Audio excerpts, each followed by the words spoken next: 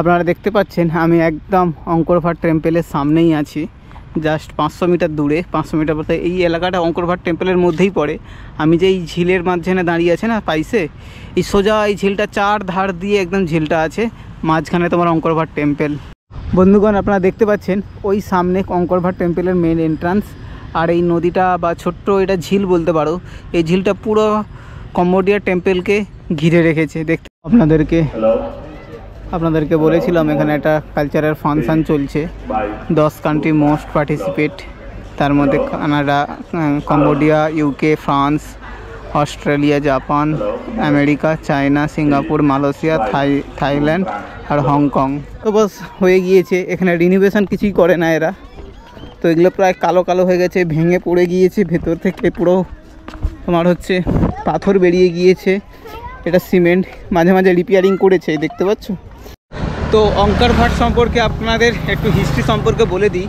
অঙ্করভাট যে টেম্পেল এটা স্থাপিত করেছিল 1150 সালে। তখনকার দিনে অঙ্করভাট, যেখানে এখন অঙ্করভাট, তো এটা নাম এখন কম্বোডিয়া। তো যখন কম্বোডিয়া স্বাধীনতা পায়নি, তখনকার রাজা যে ছিল তার নাম হচ্ছে, ওই যে রাজা ছিল, তো রাজার নাম ছিল সূর্যবর্মন।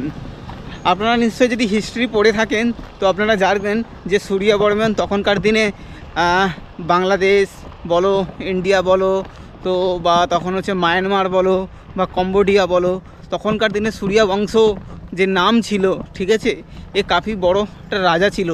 হিন্দুজম এ ফলো করতো, ঠিক আছে। তো এ প্রথম 1150 সালে এ প্রথম সূর্যবর্মন প্রথম এই টেম্পেলটা বানানোর জন্য প্রস্তাব রাখে। এই সূর্যবর্মন এটা একটা বিষ্ণু টেম্পেল বানিয়েছিল, ঠিক আছে। বিষ্ণুর আকারে, দেখবে যে বিষ্ণু যে সমস্ত হিন্দুদের টেম্পেল হয়, ঠিক সেই রকম অঙ্করভাট টেম্পেলের সমান এক দেখতে। এই টেম্পেলটা তোমার হচ্ছে প্রথমে বিষ্ণু টেম্পেল বানানো হয়েছিল, তারপরে এটাকে কনভার্ট করে দেওয়া হয়। এটা এখন অ্যাট প্রেজেন্ট যেটা আছে অঙ্করভাট টেম্পেল, সেটা হচ্ছে তোমার বুদ্ধিজম টেম্পল। এটা পরে এটাকে চেঞ্জ করে দেওয়া হয়েছিল।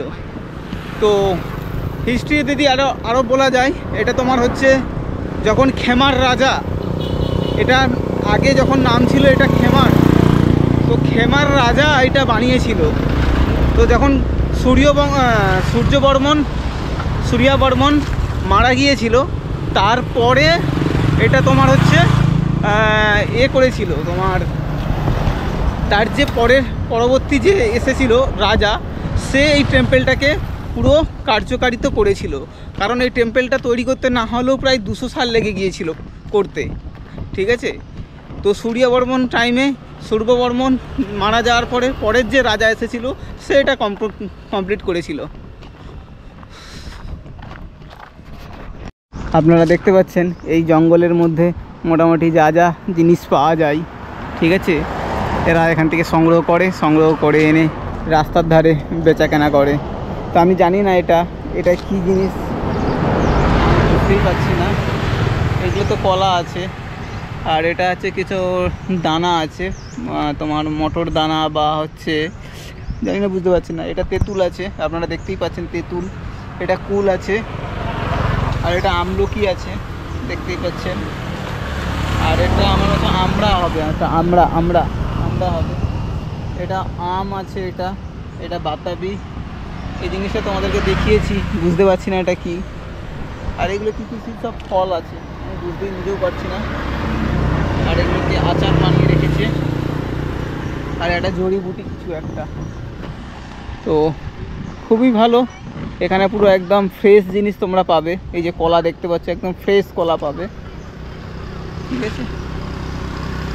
এই আটা বিক্রি করছে এরা, এটা আটা আছে, আর এটা কুল আছে। এটা ছোটো ছোটো সবেদা হতে পারে, এটা সবেদা। আর এটা পেয়ারা।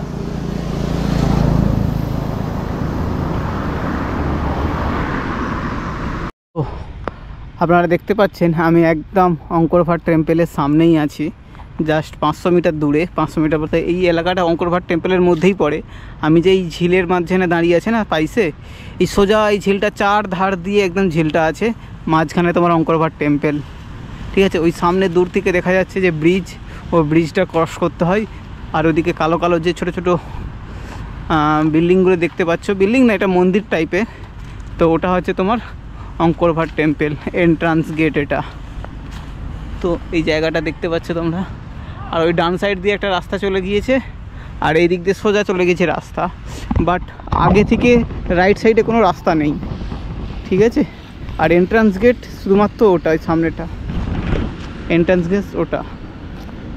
এখানে খুব সুন্দর গার্ডেন এরা সাজিয়েছে, জাস্ট এখনও পর্যন্ত যেগুলো লাগাচ্ছে ছোটো ছোটো গাছ লাগিয়েছে, আর বড় বড় যে গাছগুলো আছে ওগুলোও আছে। তো এটা আই থিঙ্ক বিকেলের দিকে খুব সুন্দর ভালো লাগবে। এই জায়গাতে প্রচুর পরিমাণে মনে হয় লোক আসে, গার্ডেনে বসে, ঝিলে বসে। এই দেখো,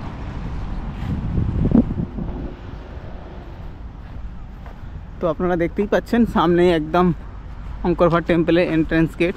চলো গেটের সামনে যাই, দেখি কত টাকা টিকিট প্রাইস নেয়। যদি টিকিট প্রাইস খুব বেশি হয় তাহলে ভিতরে ঢুকতে পারবো না, যদি রিজনেবল হয় তো আপনাকে ভিতরে ঢুকিয়ে আপনাদেরকে দেখাবো। ঠিক আছে, চলো। তো বন্ধুগণ, আমি টিকিট কাউন্টারে গিয়েছিলাম ওইখানে টিকিট নিতে। তো টিকিটের দাম খুবই এক্সপেন্সিভ, মানে এই বাজেট ছাড়া একদম, মানে টিকিটের দাম $37। $37 মানে ইন্ডিয়ান রুপিতে প্রায় 3200 টাকা হয়। তো ওই 3200 টাকা দিয়ে আমার পক্ষে একদম সম্ভব না যে ভেতরে গিয়ে আপনাদেরকে দেখাতে পারি। তো সেক্ষেত্রে খুবই দুঃখিত। তবে আপনাদেরকে আমি কিছু ফটো দেখাবো, ও ফটো আমি কালেক্ট করে আপনার ভিতরের যে সমস্ত অঙ্কর ভাটের যে টেম্পলের ফটো, তো আপনাদেরকে আমি দেখাবো এই ভিডিওতে। এটা ছিল এন্ট্রান্স গেট, সামনে দিয়ে ঢুকতে হবে, টিকিট নিতে হবে আর একটু আগে যেয়ে, বা এইখানেও আপনি টিকিট দিতে পারেন। এরা এখন চেকিং করছে টিকিট। ঠিক আছে, তো প্রায় $37, ইটস ভেরি এক্সপেন্সিভ। তো আমার দ্বারাই ওখানে যাওয়া হবে না, তো আপনাদেরকে পরে দেখিয়ে দিতে পারবো। এটা ছিল মেন্স এন্ট্রান্স গেট। ম্যাক্সিমাম যে আপনারা দেখতে পাচ্ছেন ব্ল্যাক কালারের সব টেম্পল। ওই যে একটা ছোট টেম্পল দেখতে পাচ্ছেন, ওই টেম্পলটাই ওই ভিতরের দিকে আরও অনেক ধরনের এরকম আর্কিটেকচার আছে। ওকে, তো চলো এখন কিছুক্ষণ ওয়েট করব, তারপর এখান থেকে বেরিয়ে।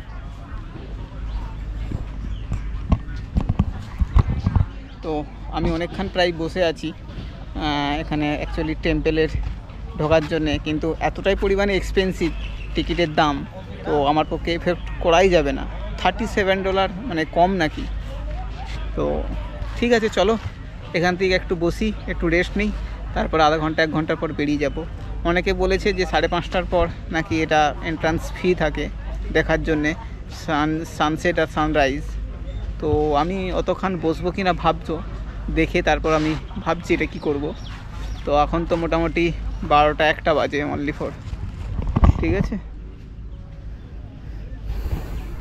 বন্ধুগণ, আপনারা দেখতে পাচ্ছেন ওই সামনে অঙ্কর ভাট টেম্পলের মেন এন্ট্রান্স, আর এই নদীটা বা ছোট্ট এটা ঝিল বলতে পারো, এই ঝিলটা পুরো কম্বোডিয়া টেম্পলকে ঘিরে রেখেছে। দেখতে পাচ্ছ এই সোজা চলে গিয়েছে, গিয়ে সোজা আবার ঠিক ডান দিকে এটা বেঁকে গিয়েছে। এটা একটা ঝিল আছে যেটা কম্বোডিয়া টেম্পলকে প্রোটেক্ট করে।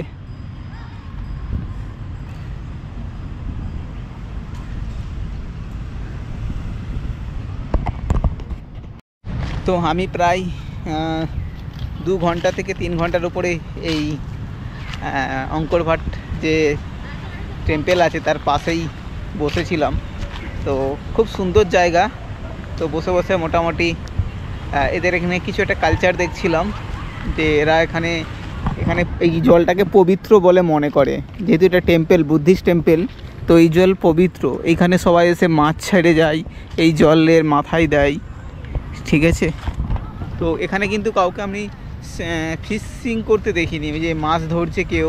ঠিক আছে, এত বড় একটা ঝিল আছে, বাট এখানে অনেক মাছ আছে। ঠিক আছে, খুব সুন্দর জায়গা। আজকে না এখানে কোথাও কেউ ভিআইপি এসেছিলো। এত পরিমাণে এখানে তোমার হচ্ছে সিকিউরিটি গার্ড, যে ওখানে দেখতে পাচ্ছ ব্ল্যাক কালারের পড়ে আছে সিকিউরিটি গার্ড, পুলিশ, দেখেছি যদিও ভিআইপিকে, তো ওখানে ক্যামেরা করতে পারা যায়নি। তো সামনেই এন্ট্রান্স তোমার অঙ্কর ভাট টেম্পলের, ঠিক আছে। তো ধীরে ধীরে আমি বেরিয়ে যাব, চলো। আর আপনাদেরকে আজকের নাইট স্ট্রিট এগুলো সব দেখাবো আজকে, মার্কেট টার্কেট। ওকে, সঙ্গে থাকো, চলো। এখন আপনাদেরকে বলেছিলাম এখানে একটা কালচারাল ফাংশান চলছে, 10 কান্ট্রি মোস্ট পার্টিসিপেট, তার মধ্যে Canada, Cambodia, UK, France, Australia, Japan, America, China, Singapore, Malaysia, Thailand আর হংকং। আর বাদবাকি সমস্ত সহপাঠী প্রচুর পরিমাণে এরিয়া আছে। ইন্ডিয়াও আছে এর মধ্যে। 29th Angkor Wat international herb meditation powered by Manulife, national Olympic committee of Cambodia. तो ये आपको दिखाया था यही रकम यहाँ पर कल्चरल फंक्शन चलছে, देखो।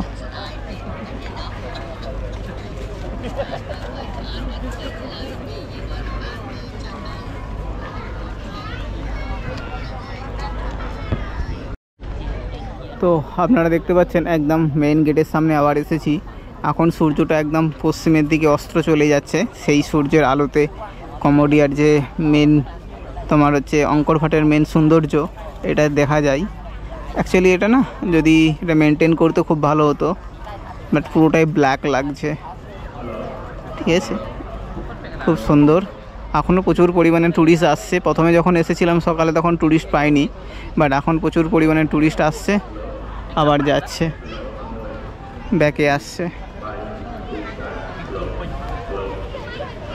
আর এখানে একটা কালচারাল ফাংশান চলছে, আমি বলেছিলাম এই ফাংশানের জন্য প্রচুর পরিমাণে এখানে ভিআইপি গেস্ট, গার্ড, তারপর বিভিন্ন জায়গা থেকে লোক এসেছে এখানে পার্টিসিপেট করতে।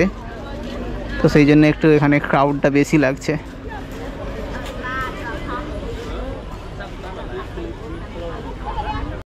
চলো বন্ধুগণ, অঙ্কর ভাটের আপনার ঢোকার টাইম ফ্রি ছিল 5:30টার পর থেকে। তো আমি দৌড়ে যাচ্ছি আপনাদেরকে দেখানোর জন্যে। তো 5:30 থেকে মোটামুটি আধা ঘন্টা আছে। আধা ঘন্টার মধ্যে এখানে সন্ধ্যা হয়ে যাবে, অন্ধকার হয়ে যাবে, দেখাতে পারবো না। তো ফটাফট চলো, আমি তোমাদেরকে দেখাচ্ছি। সামনে এন্টার করব আর আপনাদেরকে মোটামুটি আধা ঘন্টার মধ্যে দেখিয়ে দেবো। তো তখন তো এত টাকা পরিমাণে ওখানে $37 চাইছিল, প্রায় ইন্ডিয়ান রুপিতে 3,200 টাকার টিকিট চাইছিল।